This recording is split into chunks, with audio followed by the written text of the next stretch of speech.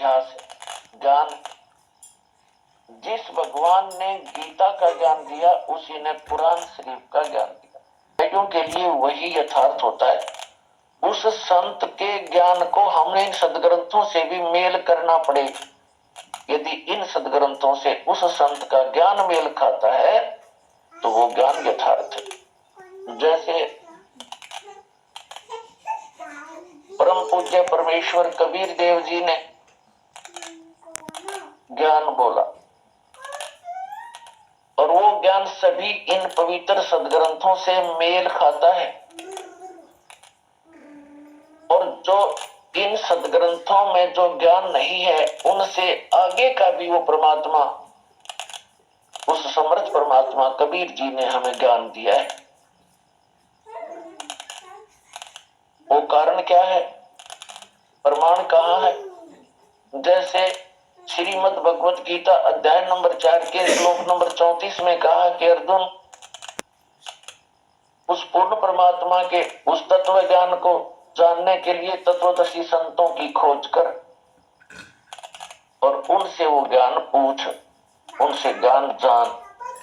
इसी प्रकार यजुर्वेद अध्याय नंबर 40 के श्लोक नंबर 10 में कहा कि कोई तो परमात्मा को संभवात यानी जन्म लेकर आने वाला कहता है, उत्पन्न होता है श्री राम और श्री कृष्ण के रूप में, और कुछ असंभवात कहते हैं अर्थात वो कभी जन्म नहीं लेता। इसका यथार्थ ज्ञान भी तत्वदर्शी संत बताते हैं, उनसे सुनो।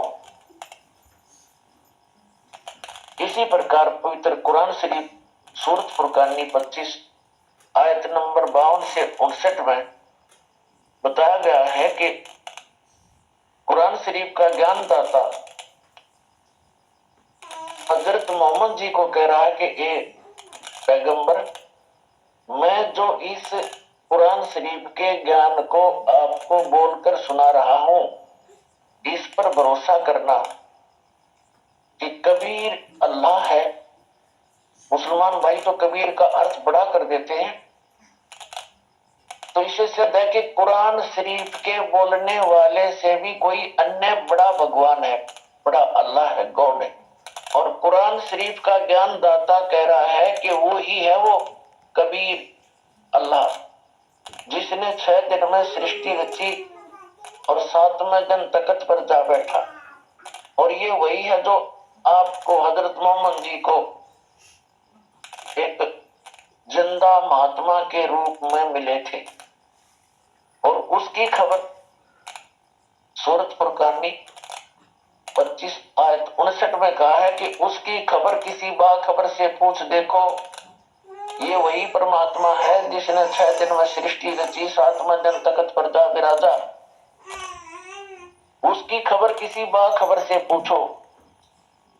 इससे सिद्ध हो गया कि गीता ज्ञान दाता, वेद ज्ञान दाता और कुरान शरीफ का ज्ञान दाता ये किसी अन्य परमात्मा की जानकारी दे रहा है और कह रहा है कि उसके विषय में मैं अनभिज्ञ हूं।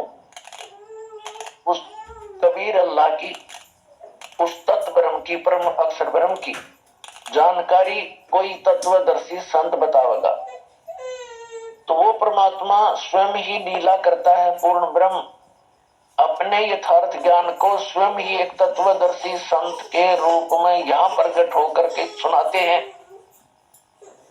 तो वो ज्ञान जो है इन पवित्र सदग्रंथों, पवित्र कुरान, पवित्र बाइबल, पवित्र वेद, पवित्र गीता और पवित्र पुराणों से भिन्न है, इनसे भी मिलता है, इससे आगे का भी है। इसी प्रकार जिन महापुरुषों को परमात्मा मिले उनके जो अनुभव की वाणी है वो वाणी भी